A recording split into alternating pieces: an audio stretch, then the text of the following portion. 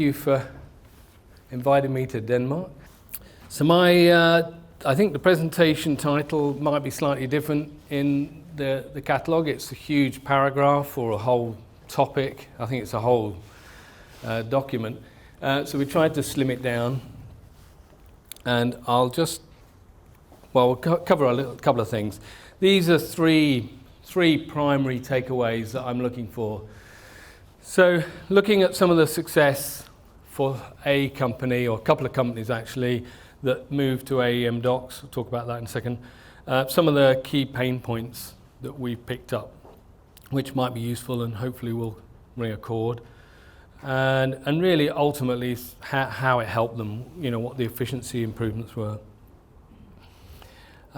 Firstly, though, I'll just give you a bit of background of the company and me, just so you can set the scene. I'll try not to do too much of this. If I take more than 5 minutes on this, someone's got to shout, because I've got so much to cover.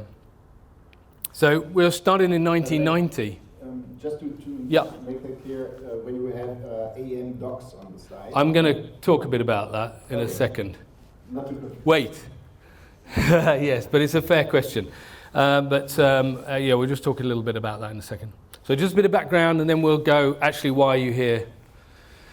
Started in 1990, and my first exposure to FrameMaker was in about 92, and since then I've worked with FrameMaker, so I'm sure I should get some time off for good behaviour, really.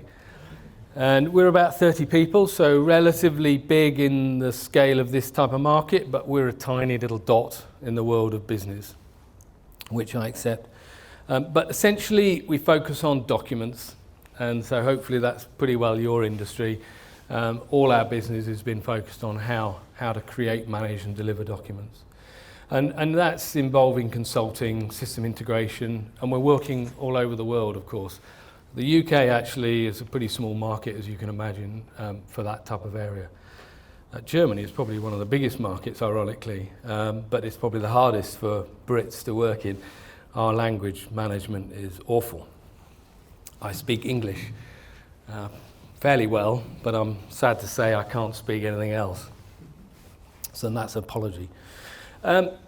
These three columns here, I'm not trying to show off some of the industries we work in or some of the companies we work in, but I've categorized these into three, and essentially there are two primary categories here.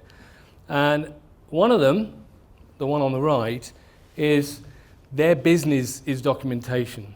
And the other two, their second business is documentation. In other words, the other two on the left, they make stuff, but they have to document it. Now, this may not be unusual for you guys because you're technical writers of some description, I imagine. Whereas the ones on the right, well, it is their business. It's the fundamental core to what they do, is they have to produce content. And so they have slightly different challenges and drivers. The ones on the right invest in documentation. The ones on the left, what is that? Word? Don't you use Word for that? I mean, it's that secondary thing that nobody cares about, that we have to spend our lives trying to encourage them to invest in. Everybody in this category here? Anybody not in any of these two categories? I.e., do you think you're in something that's maybe pharmaceutical, because that's not really very well covered? Anything there? Yeah? Okay. Okay. And the last one really is just that the way I do it, way I see it, is that we're very focused on the customer, and it's a can-do attitude. And we're running through the sorts of things that we have to do is requirements. We have to work out the information architecture, and if that's a new word, we could have a whole afternoon discussing what that means, but essentially making sure the structure of your content is right. Taxonomy is a really fast-growing thing. It's been around for years and years, but now documentation people are starting to get more involved in it. Do a lot of prototyping, i.e. test before you build, and that has really helped us. I'll talk a quick second on that. And then ultimately system integration, which is why I've been invited here, because of working with Adobe and having done that for years, but things have changed because they now have this content management system, which we call AEM Docs. The official name, is that changed yet, or is that, no? Okay, I can't even say the real name, I beg your pardon, but it's long. But AM Docs is kind of, is it an unofficial, are we allowed to say that? Right, okay, just making sure.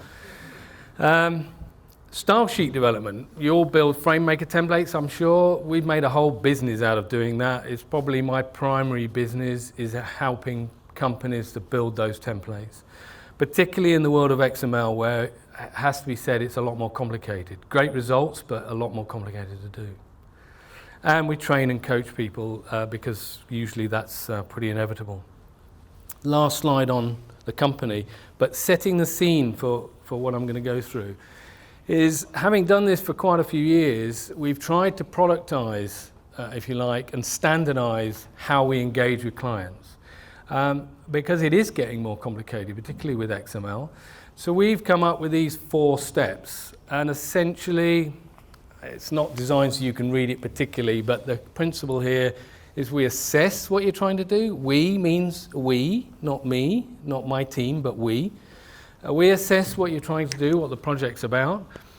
Then we design it. No tools involved usually at this stage. Then we prototype it, and prototype it to make sure that the design works.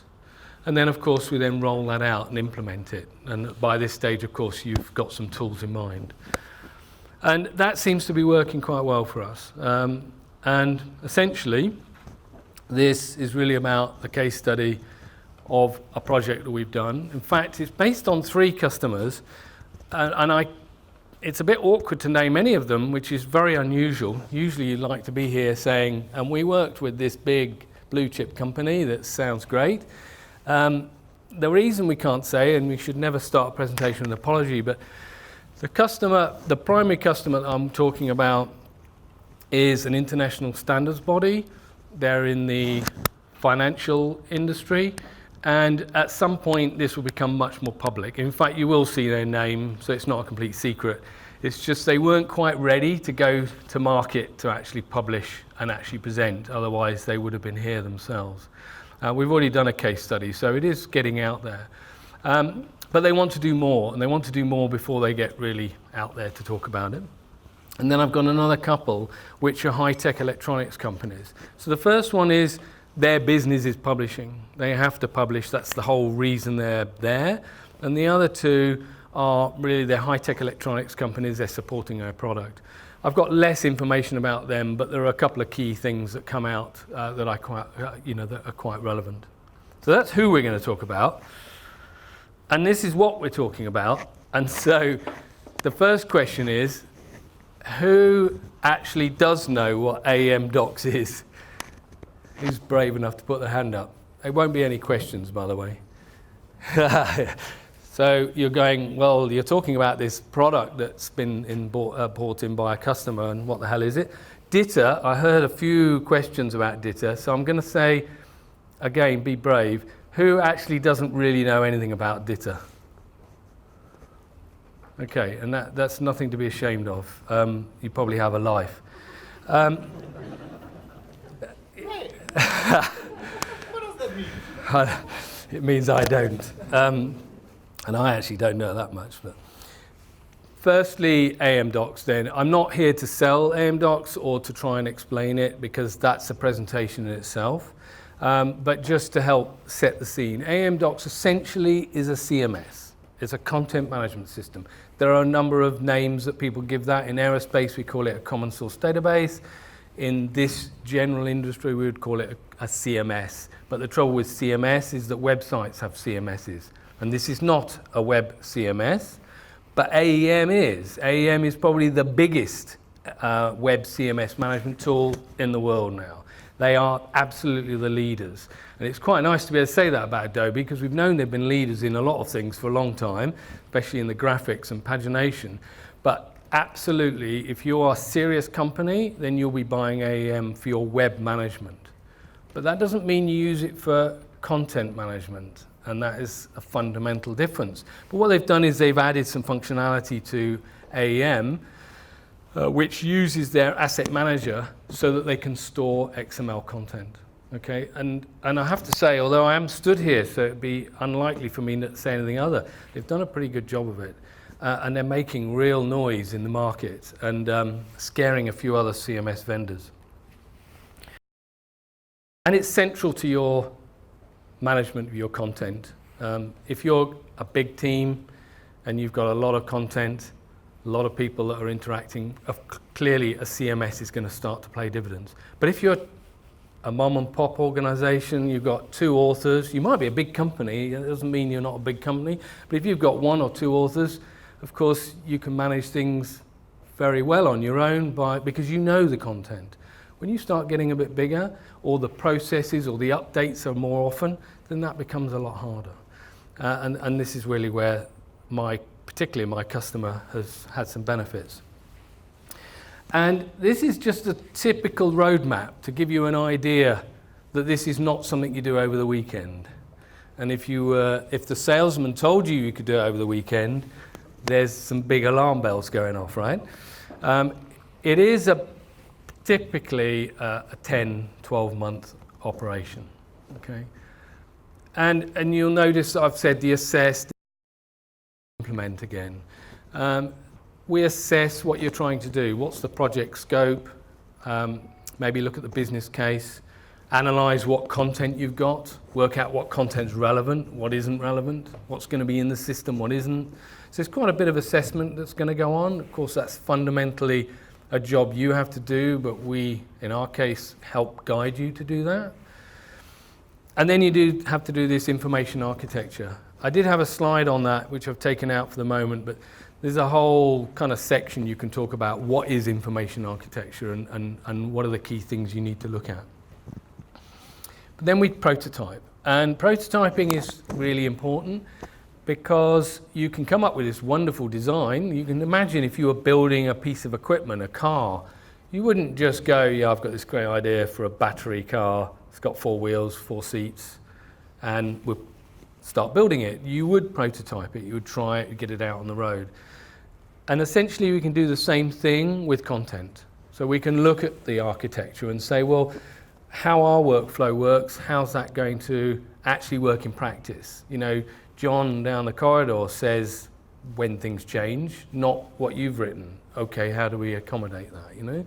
So just prototype it. And we sometimes do that just literally in a conference room, hence we call it the conference room prototype. And then you'll pilot it, which means you'll now take a small set of content. And can I give one piece of, no, a plead, I was going to say advice, that's terribly rude. One plead. When you go to your vendor, don't give him the hardest thing. Don't give him the hardest thing to pilot. Potentially give him the easiest thing. Because the hardest thing is the hardest thing. Why would you give somebody the very hardest thing to do when you're first learning? You don't get your daughter on her bicycle and say, okay, we're going to go off-road. I know you haven't been on the bike before, but go off-road. We're going to go around this corner, up and down this hill. Don, there's a little jump you have to do. You would build up to that. And do you know what? It's the same for all of us, even when we think we're experts. So it'll take a few months, maybe 10. So here's, I've got to stop saying so, haven't I? Here's a list of some of the key issues or this particular customer. And I had some pictures. So we're going to go and have some fun with what does the first picture mean? Any ideas? The rocks? Shout out. Thank you. So the stability of their system. This is the reason for change for this particular customer. The orange one, I mean the little face. Happy or sad? Actually, an interesting one. I'll cover a little bit more in a minute, but morale was a bit of an issue for this client. Response to change. This is response to change, number of aspects to that, but change of the system, but also mostly changing to their document needs. Managing updates. They had a lot of updates, so they had to be able to process them, and they were really struggling. The red and green. The user experience, right? That's the thing that you guys are using, and no one else sees. That may have an impact on morale, but in this case. And then publishing, the process for their publishing. These were fundamental things that they were having stumbling blocks on. In fact, all of the customers that we've dealt with. Reputational risk, something very hard to measure. But they were quite concerned about it, particularly in this particular case as a standards body. And then really what their future opportunities were. So they're the key things I want to go through now, okay? And how are we doing? So stability. Their problem, they built their own system. Now, interestingly, some companies, when they built their own system, get real benefit from that. They get benefit because the guy that built it is in the room next door. And in fact, I was talking to a guy the other day who said, yeah, it's amazing. We've got this system. John built it. There's a lot of Johns. John built it, and Jane tested it and implemented it. And all I do is say, hey, Jane, what do you reckon to changing that? And yeah, I can do that. And then they work together, and around an hour later, they've got an update. So it's really good, isn't it? When you've got technical people on hand, you don't have to phone up Adobe or phone up the manufacturer and try and find out what's going on. You just go and walk next door. The challenge for them was, and I'll use the analogy of a building. If I built a 3-story building and you go, hey, you know that building you built me, it's good. I need another 3 stories. There's a fundamental problem there, isn't there? Because I can change the decor, I can repaint the rooms, that's easy. But if I want to put another 3 stories on the damn thing, that's not so easy, because that's a fundamental architecture problem. And so when you build your own, if you didn't have the vision to need 5, 6, 8, 10 stories, why would you have built foundations that are so strong? And so I don't want to overplay that metaphor, but the key here is that build your own. You don't always see beyond what your immediate problems are. And this is exactly what this client had. And so they were able to implement AEM, and interestingly, 95% of their requirements were out of the box. Reality is, there were probably another 80 or so percent they didn't even look at. Yeah? That's the other foundation that you didn't need yet, but you might need tomorrow. And people will say, oh, but if you build it yourself, you get exactly what you want. And really my point here is that actually they achieved 95% straight out of the box. And then the other bits were some customization, a bit of configuration. You can do quite a lot with DITA, which we can talk about in a moment. And it gave them an opportunity to enhance their IA. And they actually were able to adopt a standard, which was DITA, because they had their own schema as well. And their own schema means this idea of the foundations is even more difficult, because you've got to actually invent your whole schema, and that's tough. The morale one, I don't know if that comes up very often. Any show of hands, if you dare, of where you think morale is a problem due to the IT infrastructure? Of course it is. I mean, we know there are lots of things where we get frustrated. In fairness, I own the company, I run the company, and yet I still get IT problems, right? I still have challenges with my team and go, why is it this doesn't work? It doesn't matter where you are in the business, we all have that. This particular client was struggling because they had some key people that knew the content and they were threatening to go. They actually had, in fact, one of them had said, look, I'm giving you 2 weeks notice. I've got to go, I need to be out of here. And they were firefighting. So firefighting in this case is they'd fix a problem, and the next week they'd have to fix the same problem. So they're constantly just trying to stay ahead of the game, which means even just to do their normal job, their day job, they're struggling. They can't expand. The opportunity to improve, the product, but perhaps more importantly themselves. CPD, is that a phrase you use here? Continuous Professional Development is a phrase we use in the UK. So we all should be looking at CPD. Yeah? We should all be looking at how do we develop ourselves. And how do you do that when you're constantly battling with the system that's around you? And again, their solution, implementing AEM, was really good. It gave them a new opportunity for a new strategy. It just revitalized the whole team. They had people that are actually in the team, they didn't even know they had the skills. And suddenly these new skills are coming out because suddenly they had a new thing to play with. So it rekindled this enthusiasm. And in fact, one person that was saying that I've had enough, 2 years on, she's still cracking along.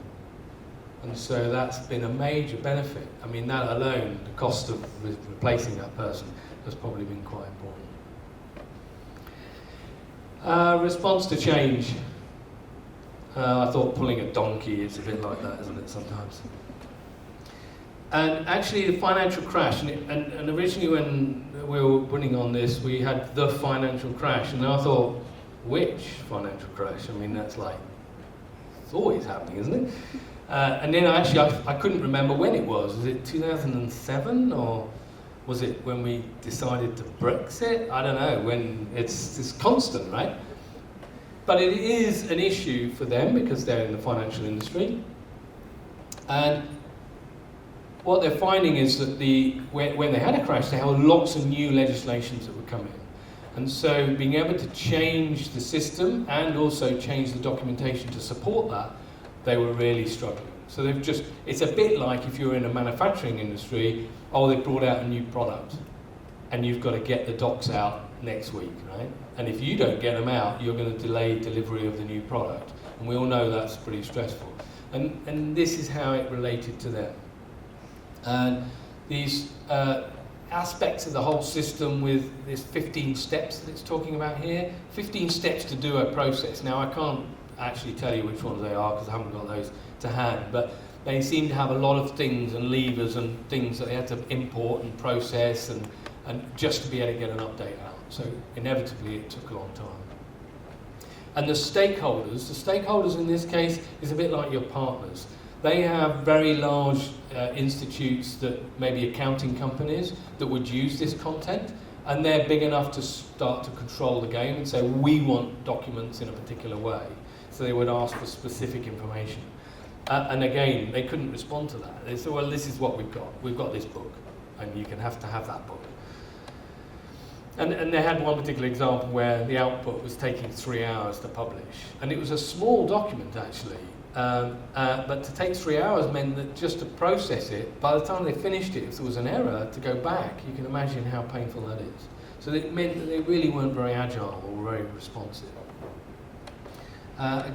Key thing here is granularity. The granularity of the content is probably where the big step change for them was. So whether you're in DITA, or whether you're in XML, or whether you're in whatever, if you can start to manage granularity, and we know Frame for years has allowed you to work in a book idea, these guys were essentially working with one whole manual, and it meant that they can't reuse and they couldn't change things very easily. And so this helped a great deal.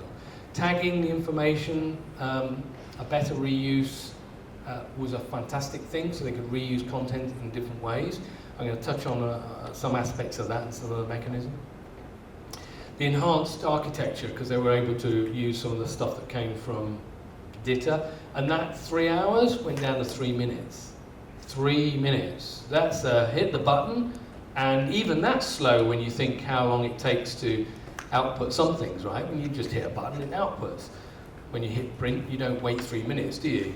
I mean, if we did that, we'd all be shooting ourselves. But this has actually got a quite big process to go through. But now 3 minutes, yeah, I can actually wait 3 minutes to see what will then generate, and it then generates a book, we can check it. And the overall cycle, which was taking an inordinate amount of time, was down to 24 hours. So they can actually run it overnight, come back in, and then check. And these are many hundreds of pages that they were processing. Now, managing updates then is a bit like the change, but managing updates in this case, they've got a large number of documentation, or publications I should say, and when you're updating something, it's not just a case of hitting the print button. For them particularly, they had this validity date, which is what we'd call temporality. We see that quite a lot in aviation. I don't see it so much in industry because there's not usually a need for it, but I can see some aspects where you could apply the same concepts to it. So temporality in this case is that something has a validity time, right? It's going to go out of date. We know it's going to go out of date because legislation has said next year or in April we're going to take that away and we're going to replace it with something else. But of course the accountants are preparing books for when? Not just yesterday, but for the future as well. So they have to be able to see what the rules will be and what the rules were. And so this is perhaps a rare case. And certainly in aviation, the same thing happens. We know there's going to be a change in let's say, a navigation beacon. And so we need to plan a route based on where it's going to be, not where it is today. So this is quite normal. And in this industry, the same problem. And so we had to build some clever constructs that we could do using some of the DITA capability that would allow us to have variance and effectively conditions. I mean, you're all used to conditions? Anybody use conditions in FrameMaker? Yeah? So there is a point when they get really hard. 1 or 2 conditions? Cool. 10 conditions? I've heard of one company that had something like 20 or 30 conditions. I don't think they went home at night. It was really hard to manage, but with DITA, we can do this in a clever way. And if you weren't thinking of going to sleep, this is a good point.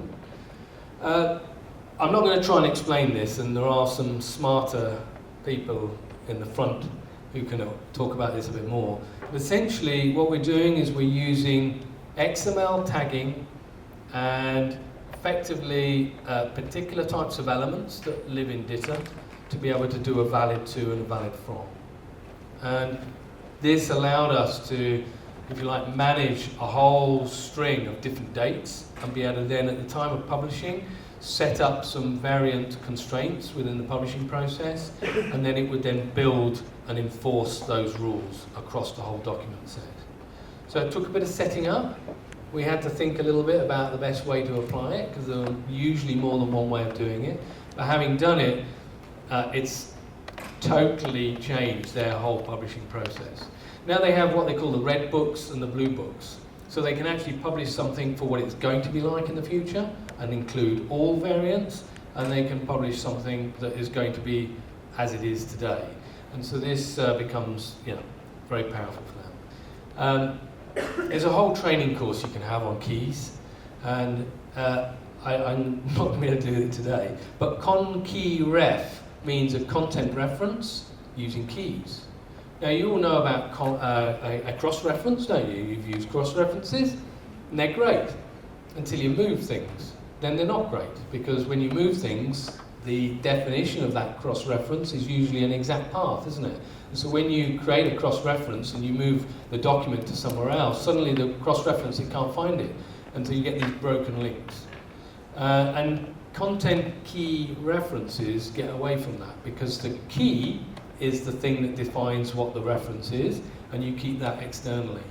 And it allows you to create standard documents that can have multiple lives depending on what key you give it. So it's a really amazing, powerful concept that DITA introduced in DITA 1.3, and we've been able to take advantage of that for this particular client, and it means that they can set the key, change certain data, and output the documents. A little bit of setting up takes a little bit of work to get your head around it, but once it's going, especially with docs, Adobe AM docs, then we can drive this very well. Now the authoring experience is an easy one for you. The problem is not so, well, it's pretty common, and it's simply that power users can get away with things like oxygen because they use it every day and they get their head into it. But typically engineers are not power users, subject matter experts, and they're sitting in their ivory towers and they want to use Word because that's the thing that's on their desktop, and you have to deal with it, right? So now we have cool things that paste content into Frame now. But if you can, you want them really to edit the content in the source structure, which means we need to give them a user interface that they're going to be comfortable with. And certainly in one client, it's actually not the standards company, but one other client, they had, let's say on here, I don't think it does, they had 80 SMEs that were using XML, and they couldn't see what the content would look like when they published it, and that used to drive them insane because it was all about the formatting for them. We all know that's not what it should be, but they're human. And so then they would keep hitting the publish button, which would take about 10 or 15 minutes to process, and so then they would just get fed up. And so this was a real problem. And of course, FrameMaker's WYSIWYG, right? And so what we're able to do is we're implementing, in this case we're in the middle of implementing it for them, we're implementing FrameMaker for all their engineers, and so they can see what it's going to look like, but they can preserve the structure, which they couldn't do in Word. And that means that they're not getting distracted by what it looks like, because it's just what it looks like, and they can concentrate on making sure that the structure is still valid. And this is, I thought it was pretty okay, but the tech authoring team are ecstatic about it, because now they can motivate, I guess they get the happy smiley face for also their engineers as well. And so that's been a really good change for them. I mean, it's funny, it looks like a framed document. There is something about framed documents, they have a certain look, don't they? And I had to redact this because it's not an approved doc, but essentially, this is what the engineers see, and this is what they're familiar with, and this is what they're comfortable with, and so they just get on with their job rather than moan about things not looking the way it's going to be, right? We don't need that. Publishing, there was again a little bit of talk earlier. Stefan was talking about how you can have multiple outputs. I mean, we've talked about more multi-channel publishing with FrameMaker back in the early 90s, certainly the late 90s, it was big time. But with XML, it's even more powerful. And there's no surprise, attention to detail is really critical. Everybody is really particular, aren't they, about their output. They want it to be specific. You know, if it's a point size out, they get really upset, so we need to have that control. But we also need to do multimedia now, multimedia publishing. And they have these things called standalones, and they were publishing them. That's the one that took 3 hours. And it was hard to publish to their website. I know there are some cool tools out there now, and certainly FrameMaker's got some great add-ons now. But they had to follow a standard format that they already had, at least for the moment. And that was going to be really hard for them. And Word output. Again, there was some talk about outputting Word. Word is not easy, right? It's not easy to create Word content from XML. There are some very good tools now. And Elliot Kimber has produced an open source product that we're now using that allows us to take XML content in DITA and then publish it and produce Word documents. And that's working really well. And so I think there is some hope. I know in pharmaceutical this is a real challenge. One day they'll move into the 21st century.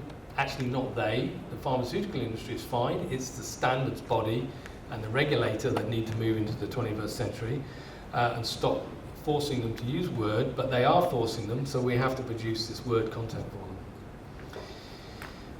The 3 hours I said was down to 2 minutes, and their bound volumes, which are a fairly big document, that was about 28 minutes, which is still short enough for them to do a pre-publish, check it, and go, okay, that's good, we'll go with it. I mean, these are big documents, so we accept that we're going to have to wait a while. And for the record, we're using Antenna House and FrameMaker publishing server here. If you've never heard of Antenna House, it's probably the biggest publishing system used throughout the world. People like Boeing produce invoices by the billion, and they're using these engines like Antenna House. They also use FrameMaker as well, so it's not like these are competing tools, they work in different places. But InDesign is also another area, and again, it's another discussion, but we've done some work with InDesign, and we can quite comfortably now output this XML content through InDesign to get all of that high fidelity that you want. So if you do have an InDesign house or department and they love it, then that can still be achieved. So there's hope for us. Tables are an interesting one. I only put this one up here.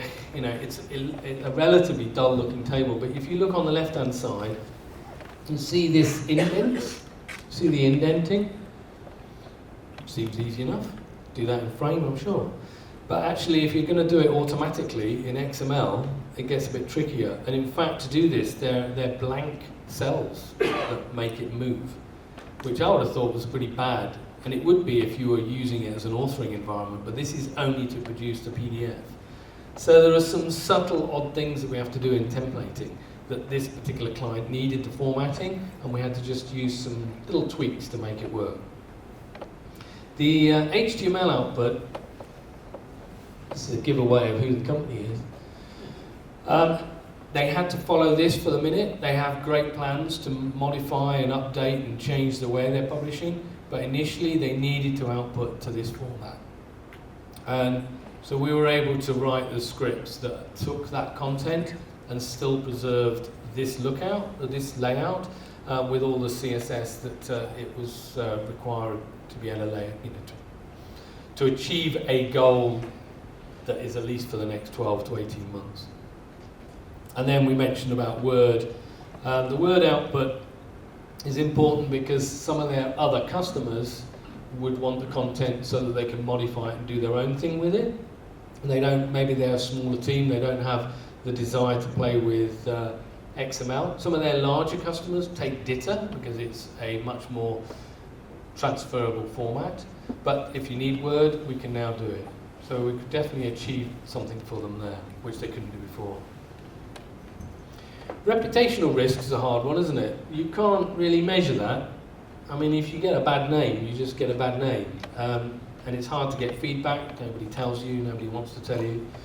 And they were really concerned about this because if they've got slow updates, that was going to affect them. There is competition.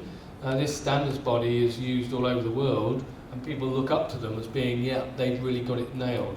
They start making mistakes and start sending out content that's got errors in them. And things like parentheses and brackets, if you've got open brackets and a closed bracket and you miss one, it can mean an awful lot. Because these are accounting documents, essentially they're like legal documents. So they have real legal implications if you miss something. So error identification was one of the hard things to measure and very hard to measure the impact financially. And again, with the new solution, it's much easier to identify the errors and find patterns and search for things in AEM. And so then they can therefore reduce the issues with copyright or watermarks and icons, things that they were just overlooking, and they had a lot of proofreaders that would run through it, and this way they're able to search for a particular pattern. And so that's been a fantastic benefit. The future. Well, the future, we mentioned about hard to find, but it's also hard to find for the customer. And so now they want to make the website better. They're looking at AEM sites so that they can actually have a full end-to-end process. And so their customers will be able to find different information a bit easier. Findability of the content. Also, they're able to share the content in DITA. As I mentioned, DITA is an open standard. If you didn't know too much about it, you want to find out, there is an awful lot, of course, on the web. But because it's an open standard and it's used internationally, it's easier to be able to hand it to someone. If you've got your own schema, you've designed your own schema, i.e. your own structure of your documents, then it's very hard to share that with multiple people because you've got to teach them what your schema is first. Whereas if you're using DITA, and of course, if you're in the aerospace industry, and we're talking to some people yesterday about this, S1000D is the other standard. And that is also for the same reason. We can share content with one organisation to another, and we know when they get it, it will be as they expected. And DITA definitely gives us this, this opportunity. They're getting much better management reports. Again, lots of authors, you need more reports. Lots of documents, same issue. And so now they're developing those, and they're still wanting to develop more, because those are the sorts of things you have to think about and write. It's the extra story on the building. They didn't know they needed that level, but now they're working up towards it, and the system allows them to do that. Reason for change. This is a new thing that they haven't quite worked out how to do yet, but they know they need to do it, because then when the reader is looking at something, they can actually see additional, if you like, tooltips. It's a bit like user assistance information for a software help, right? I'm looking at the document, but actually I've bothered to give them a little bit of extra information to say, why have we made this change? Okay, I can see the impact of that, because accounting standards are quite complex, as you probably imagine. The enhanced web design I mentioned earlier, to be honest, And that's just going to be one of those things that comes out also with the AEM implementation, so that they now have full power of the website and much more findability, implementing taxonomy that is listed above, where the taxonomy will help the customer actually find a specific piece of information. Much more consistent. And at the moment, it's mostly in English. In fact, I think they support one other language, but they're now able to say that we can be able to go to multiple languages, because the translation process, when you've got XML, is hugely improved. I mean, a few years ago, it was probably the biggest driver. We would go to a customer, and if they were doing translation, we could say, we'll save you 30% just on the translation process. And of course, the budgets for translation are usually through the roof. If you have translation departments, any of you? Yeah? They spend a lot of money, don't they? If only we could have some of that. They're spending thousands, tens of thousands a year, millions a year, right, in some of the larger organisations. And it's just one of those costs. And yet, you ask for £10,000 for a new system, and they look at you like you've just landed from Mars. And so what we have to do is we say, we'll take some of that $2 million a year translation budget. If we could save you 10%, I can have a new system, please. So this is one of the strategies we used to use for creating a business case. It still applies, but I think there are others and more available now. Migration success. So running in now to the end, and I'm 2 minutes over. Establishing an information architecture is really important. And if you're still kind of going, yeah, I'm not quite sure what that means, well, there are lots of, well, we can certainly share some information, but you've got to have a good information architecture. You've got to think about your structure. You do it all the time without even thinking about it in terms of the book paradigm, but when you start to expand this into DITA, you need to go a little bit deeper. The granularity, therefore, and the reuse can start to play here, and the versioning. And governance, because governance, of course, is really important, particularly in a lot of regulated industries. Change management and winning the hearts and minds of people, getting them on board is part of the morale thing. You need to get senior management backing, of course. Kind of touched on that with where the money's coming from. And if we can help you to get some clear goals and make those decisions, and keeping the project visible as well as the progress. Trying to take him out. That wasn't me. I didn't do that. And then making sure you've got sufficient resources, because as I mentioned, it takes 10 months. You've still got to do your day job, right? So how are you going to do your day job and be implementing this? So that clearly is quite important. And I think with the testing side, if you don't test it, then clearly we're going to find some problems later. I'd say you need to partner with experts, of course, and we'd love to talk to you. But that, joking apart, of course, there are companies out there that will help you. I think it's absolutely important that you get external help. And whether it's us or one of the other companies, there are many companies out there that will do this, you've got to convince your management that you don't have all the answers. It's okay for you to not have all the answers. This is a real challenge, right? You're tech hubs manager, so why don't you know how to do this? Well, because I manage your documents, we want to do something new, we might need some help. It's okay for managers and senior directors to get coaching, isn't it? Why isn't it okay for you? So we need to help you with some techniques to get these people to wake up. But don't take too long, because you want to see benefits as you're going along. If you take too long, people get bored, they lose interest, and then you kind of lose the energy in the system. So we need to make sure that you get a good time plan on it. Final piece, customer outcomes. In this case, we talked about 9 to 12 months.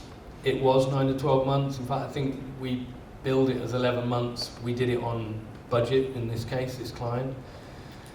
And in their case, yeah, one week to 24 hours.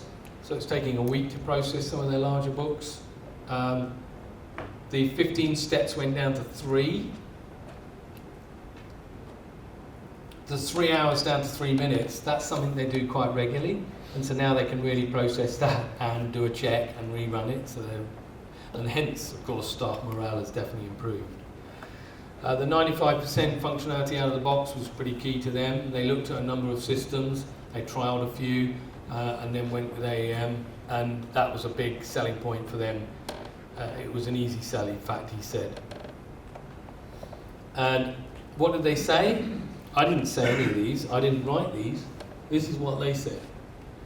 So I'm really proud to say that it's one of these projects where you go, I mean, we all have challenges, right? We all have little issues you go along, everybody does. It would be very rare to not have that, but it was great for us at the end of this project to say, the client actually said, we're fantastic to work with. I can be proud and go home with that. They also said they love AEM, the fact that it's stable, it's very capable, and ultimately it's really driving productivity and improving their efficiency.